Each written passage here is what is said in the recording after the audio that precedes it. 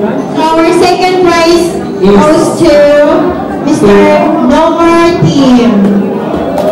So explain ko lang bakit si Nomar Team. Kasi although nag-participate sila, actually appreciate kasi nag-participate din yung PM. But yung iba kasi hindi na kumakanta. And hindi sila sabay-sabay. But in fairness, maganda yung performance nila. So second prize sila. Nikki and si Gladys, as in, bigay talaga sila. So, congratulations. So please come forward to receive your award. The prize, the prize. Nikki, please. Mr. Nomar. Nomar and Entero Team. Yung nag-perform. Yung nag-perform kanina, ako pa-receive ng award. So yung mga nag-perform. Nag-perform kanina, nasa na yun? Walang na yun. So congratulations. Okay na? Okay. And congratulations. Waduh.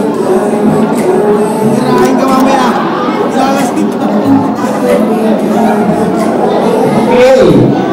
So congratulations. You get your prize from Mr. Blas. Prize. No prize. Baka naman guys, para naman sila. So and now for the grand winner for team presentation goes to Benedict B.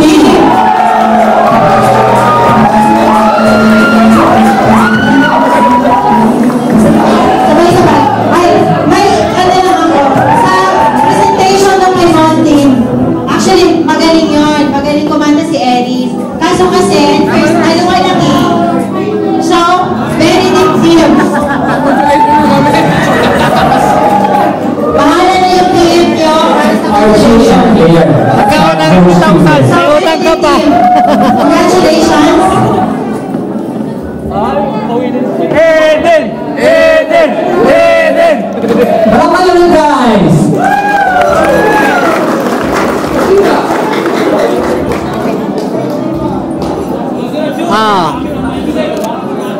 One, two. Okay. So, congratulations. So, ulit tayo sa cash raffle, no? Wala ba? Raffle bro? Kala ko, ganun kayo. Nasa cash mo. Mag-glass ba? Cash raffle.